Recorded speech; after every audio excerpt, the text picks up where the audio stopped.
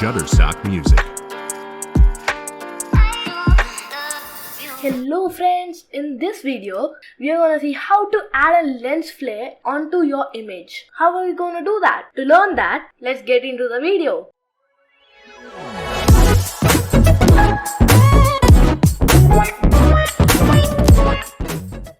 First of all, let me take an image. I have one. So this is the image. You can find many images to add lens flare. Okay, after that, hit enter.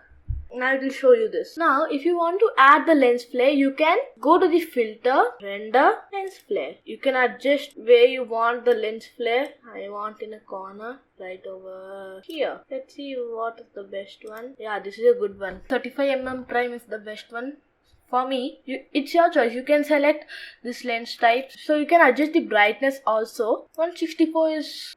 Let's hit OK, and there you got it, lens flare. But that's not good. That's not good for me. So if you have added a lens flare before, you can get an option right on the top.